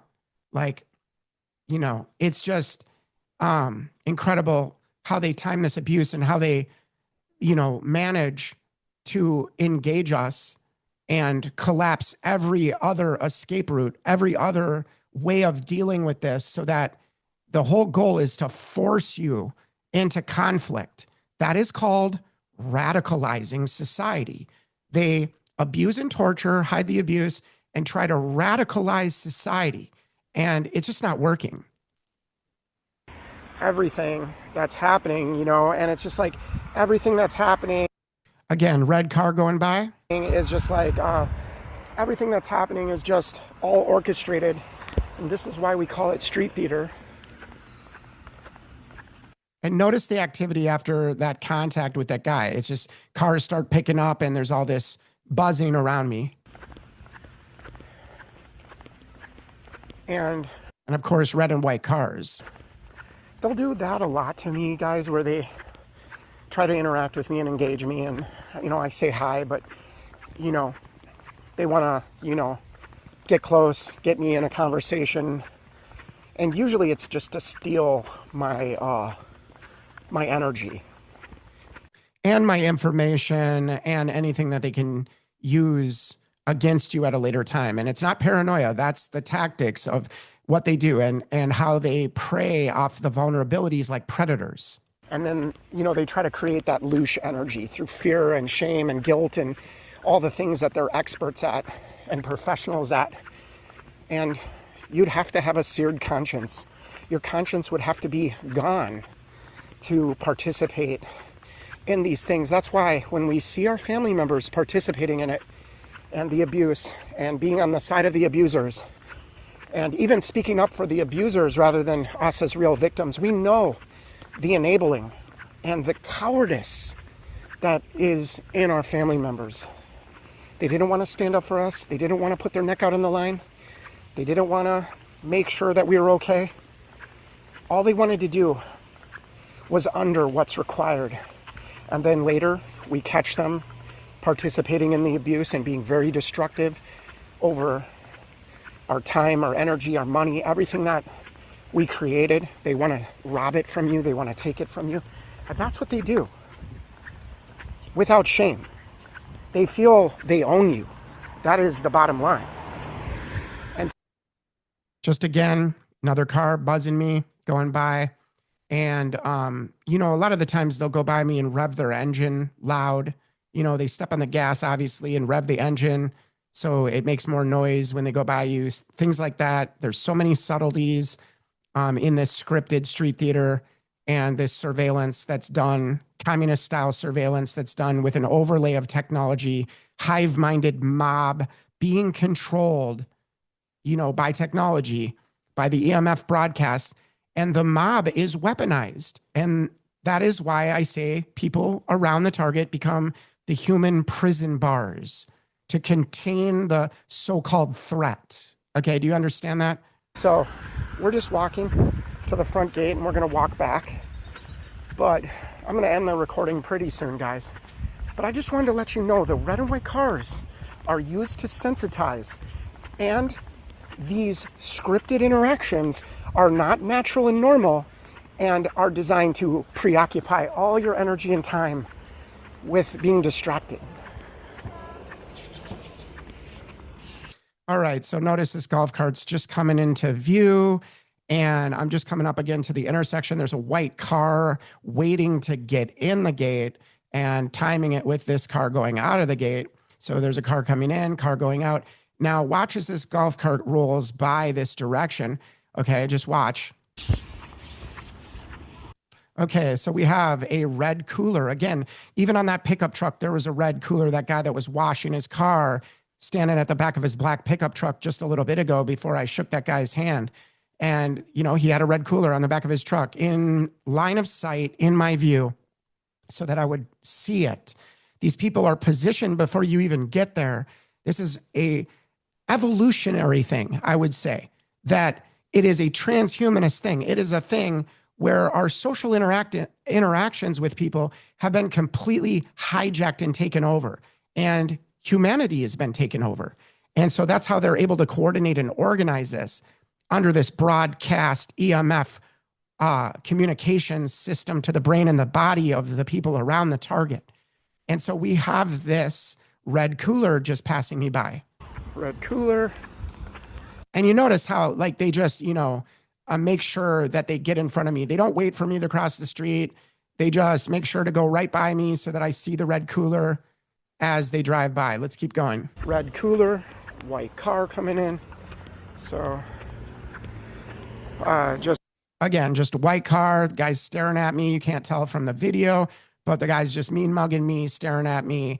So again, color sensitizing, red, driving right in front of me to make sure I see that red cooler, white car going by at the same time. At the same time, guys, you know, as the golf cart rolls in front of me and takes a right-hand turn, being certain that I see the red cooler, and this is what I mean, they'll use red, and everybody's got red today. Everybody that has come close to me is wearing some form of red, and you notice the cooler could have been on the other side of the golf cart.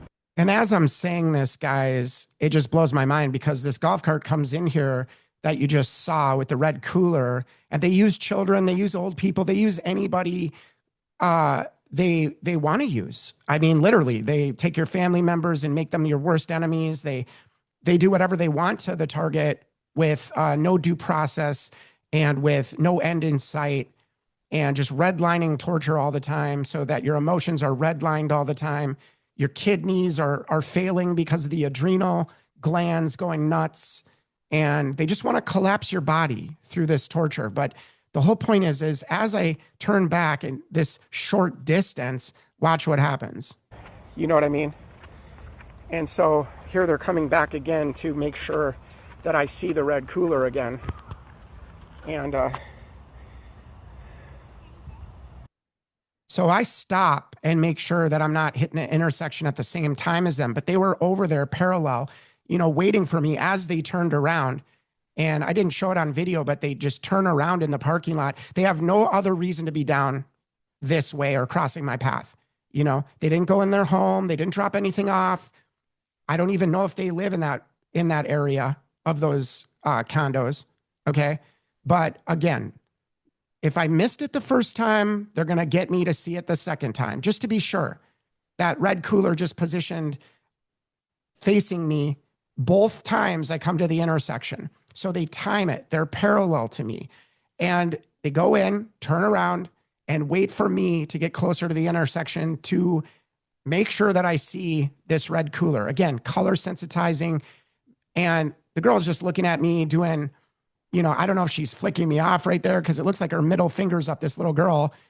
And they just control the people around you. And some of the most innocent, well-mannered people, shift and turn into, cogs and nodes, receiving data, that is not normal or natural and engaging you. And so I don't know if she's given me the one eye symbolism, who knows, but it looks like she's just got her middle finger up and, just flicking me off. But I don't know. I can't prove that. I can't really see it unless I zoom in on it, but it looks like she's using her middle finger to put it over her eye or cover her eye. And there's all this, satanic, like the devil letting like this is the one eye symbolism. Literally they use children. I mean, literally these people that do this abuse that are controlling the people around us. They have no shame, no remorse, no guilt, and are psychopathic. And it doesn't matter. It's the simple fact that they're going to use anyone and everyone they can around the target to destabilize, to undermine, to harass, to pressure, to do these behaviors. Okay, so is this normal, guys? I don't know. I'm just putting it out there.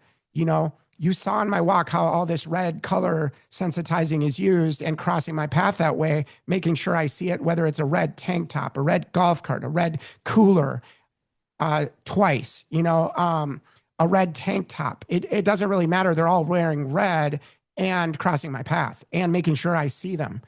Okay, so that's the whole point to this. And this golf cart, we're at the end of my community, the gates right there. You guys saw the white car come in. If you just come by and drive in front of me so close, and then you just do a circle and turn around and leave, what was the point of you pulling into this parking lot on this golf cart if it wasn't for me, if I'm not the job, if I'm not the task at hand, And when that's repeated again and again and again, and they have no other reason to be near you or by you or around you, and they just keep doing this and just demonstrating this punking, this mockery, this intimidation, using colors to speak to you and let you know you're surrounded. There's no place for you to run or hide or go. And we even got control of children. We got control of old people. We got control of everybody around you. Good luck. A lot of the times I'll say that for me, they use voice to skull. They communicate with me and will let me know, go ahead and speak, John, because nobody's going to believe it anyways. And even if you had all the proof and the evidence in the world, they're not going to listen to you. They're not going to believe you because they just don't want to wake up. They don't want to know because they're participating in it. And they're cowards. And you notice that little girl said something. Let's take a look again. Of the golf cart. You know what I mean? And so here they're coming back again to make sure that I see the red cooler again. And so at this time, I'm just stopping because I see them inching forward, trying to time the crossing of my path. And I won't allow it.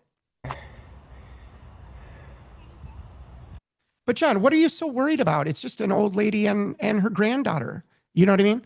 John, you're uptight. You're too uptight. You need to chill out and relax. And, maybe you need medication. Maybe you need to talk to a counselor. We're concerned about you. That's what I'm saying, that these fake friends and con artist actors and performers around the target start to say, and they're all participating and they're all coordinated and organized together for your breakdown because they're envious. They hate you and want to take what belongs to you. And it's death by 1,000 cuts.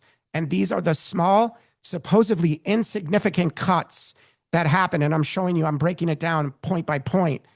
And this is just one walk. This happens every single time I go out. I couldn't possibly film all of it. I'd be filming 24/7. So I'm just showing you guys an example of a walk. But watch the little girl, watch her gesture and then say something back to me. And I don't know what she said because I'm not paying attention to that. I'm looking at the cooler. You know what I mean? And I delayed, obviously. I stopped walking just so that they could go by. But both ways, you see, adding insult to injury. They want me to know. And they just control these people. There was literally no reason for that lady to, pull in front of me both times, each time crossing the intersection, just to let me know. They know I'm about to be done with my walk. They want to really lay it on hard by doing these kind of tactics. It seems insignificant. It seems ordinary and common and just a casual happening and occurrence that's normal. But what I'm trying to say is it ain't normal at all. It is scripted. It is coordinated. It is organized. And whatever you think how they're doing this, there's tons of speculation, but I just show the manuals and the military training sessions and the professors talking to the military and doing, classes on electromagnetic energy weapons and the funding at congress.gov for energy weapons and microwave energy weapons and the platforms that are built by these, tech companies and by these military contractors. And I show all the investors. It's a business. It's an architecture, a system that is very similar to communism, but with a technological hijacking of the common citizen to be used as a weapon. Everything has been weaponized. And through the EMF broadcast, they can control the people around the target. And that's how they time it so perfectly. That's how they use the directed speech.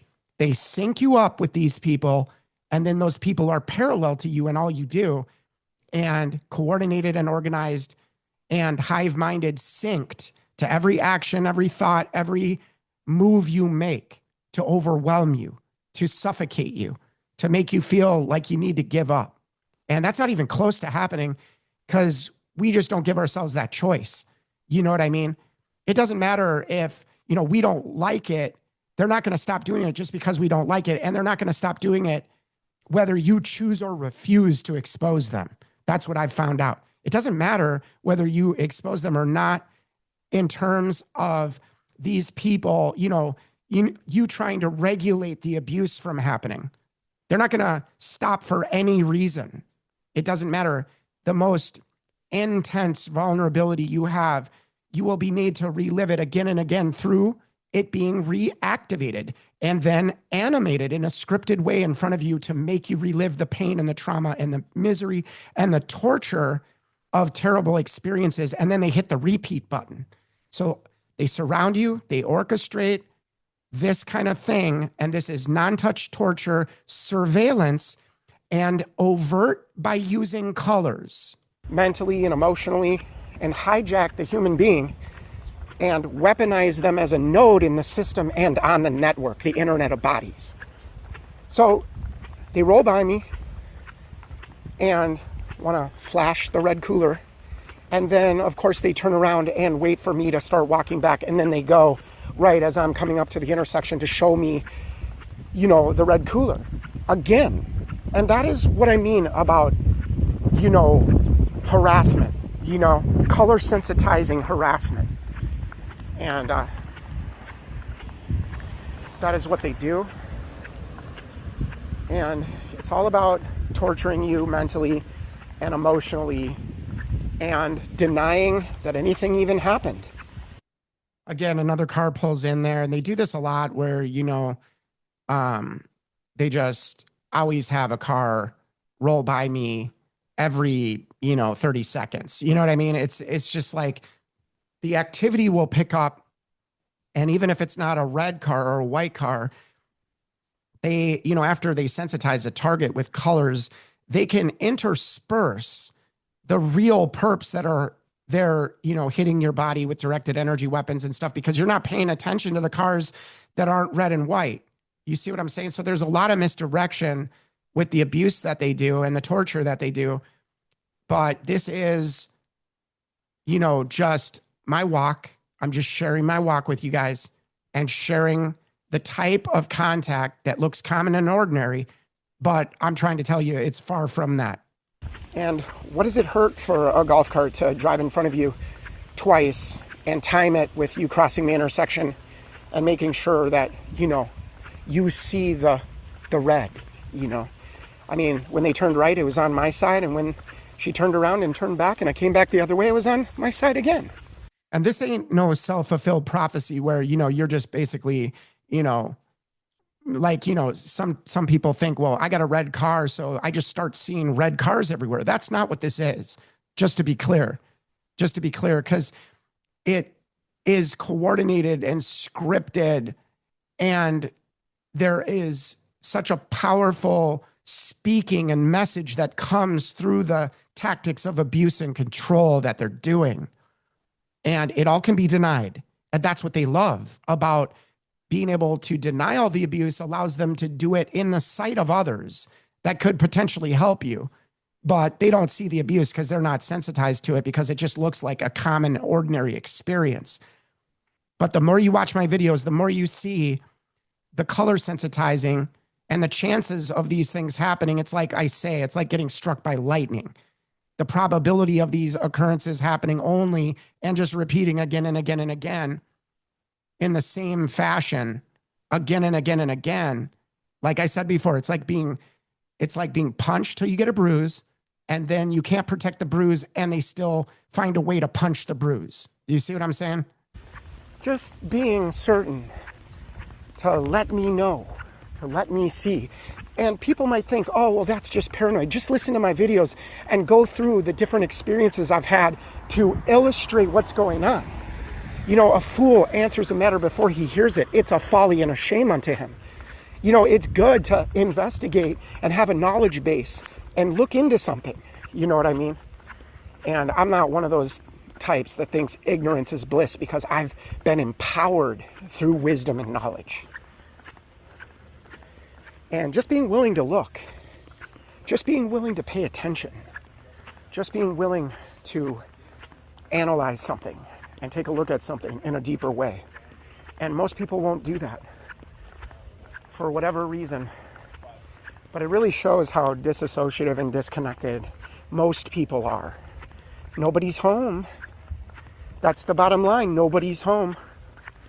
That's why they never take accountability or responsibility, because there's nobody there to take accountability. There's nobody there that feels guilty or ashamed for doing great, ugly, hidden abuse to us. They want to just hide it and keep doing it. They feel we're their property, and they have every right to keep doing this to us. And to make it impossible to socially relate, to make it impossible to associate with who you want to, because all your real associations are sacrificed and just offered up in a destructive way. Whether it's the smear campaign, the slander, it doesn't matter which way they infiltrate and get in. But they get in, they turn your friends and family against you and label you and then persecute you and go after you so that you can barely even breathe.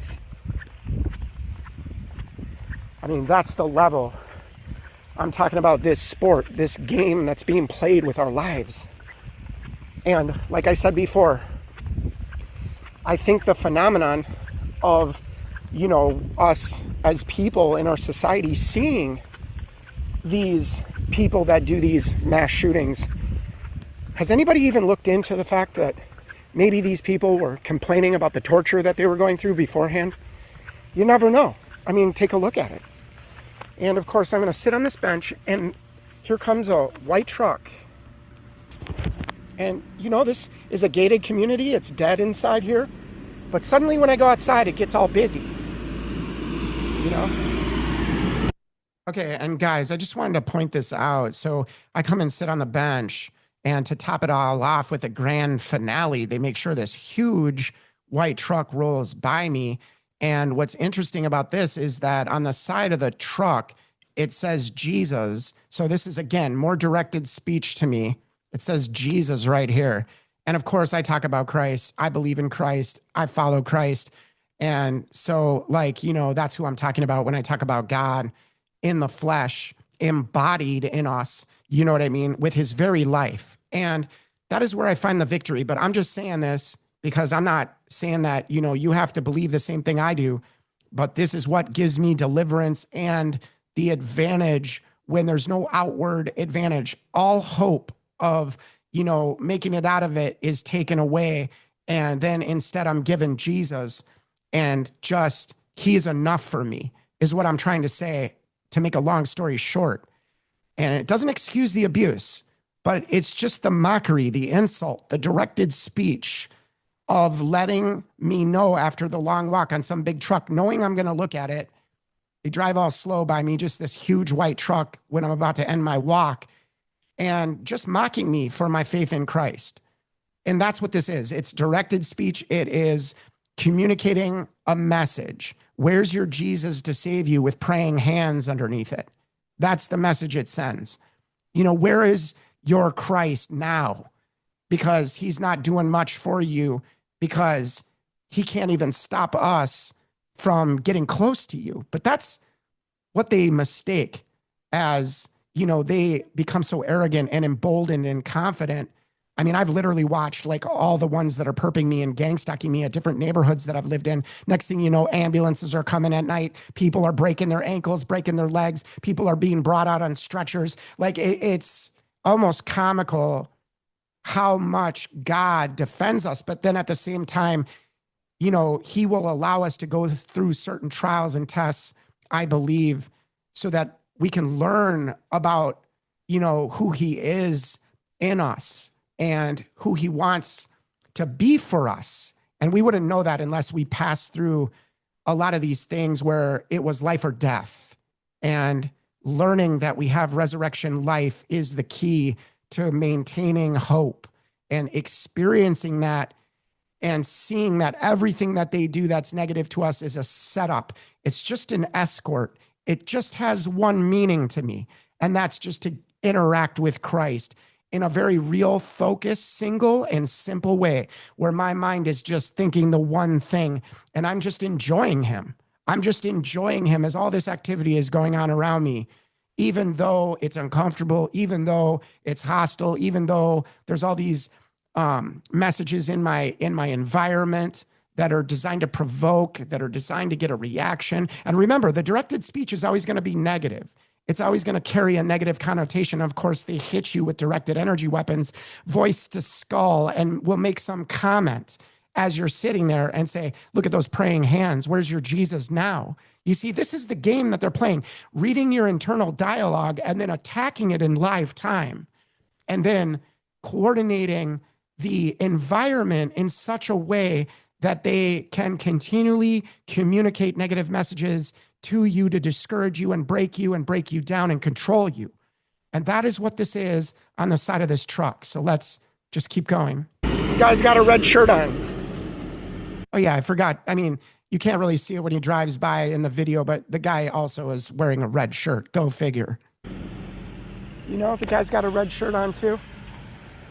So this is how we roll. This is what we do. We just expose these devils and these people that are low energy, needing to group together and band together and label us and fear what they don't know. And, you know, that's the way they roll. They are afraid of everything. And we just so happen to have a disposition that's not like that. We're not afraid, even when we're in the fire.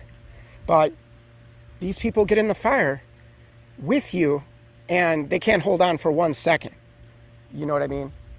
They have to run, they have to ghost, they have to vanish, they have to get a breakdown because they're feeding off that energy by lowering you, making themselves superior to you. That's what it's all about. They want to feed off what makes you you. Okay, so we're going to go in.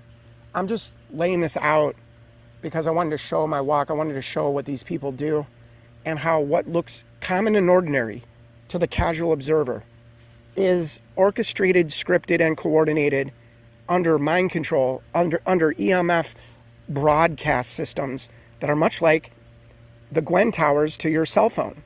There are signals traveling, carrier waves traveling to the brain and the body, and they are making people the node in the network to relay and receive information. And it's very simple to understand. And that information is, supplied to them in these, what appears to be supernatural means, but, I just think it's the technology at play. That's how they coordinate. That's how they organize. That's how they get people to do the scripted events in front of you that always speak to you about something you've said or done in private to try to shame you, humiliate you, discourage you, get in your way, fight against you, and make you feel that nothing is private and nothing is sacred. So we're just going to go inside. I just wanted to show that, guys, and I love you.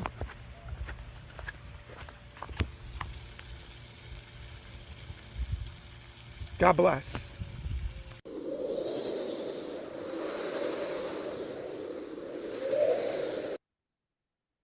All right, guys, that's all I have for today. I just wanted to, I know some of my videos are a little longer, but this is for educational purposes.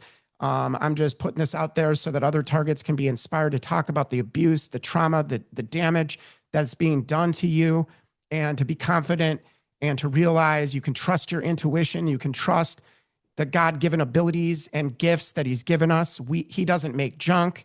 And we know that because we've gone through the fire and we've seen what's revealed in us and what is revealed in these people. You know what I mean? And nothing is as it seems. Nothing is as it appears to be. And as long as we are conscious of that every day, we can learn and grow and understand the next level of things in this spiritual warfare and what is actually taking place in our environment. And if you pay attention and you just focus a little bit, you will also see these tactics surround you. As soon as you start waking up, then you'll become a target, even though you're targeted already and you don't even know it, but they just don't engage you the same way. Everybody's under surveillance, but they just don't selectively enforce that surveillance. They are surveilling you, yeah. They're surveilling everyone. But then one day the switch gets turned on and you realize what kind of military activity, literally, where our own military and all the alphabet soup intelligence agencies are participating in running this domestic war against citizens. And that is what is going on. And there's lots of money, and the very ones creating the problem are posing as the savior to the problem that they create. Everybody knows about the Hegelian dialectic. I just want to say I love you guys. Thanks for watching. Peace out.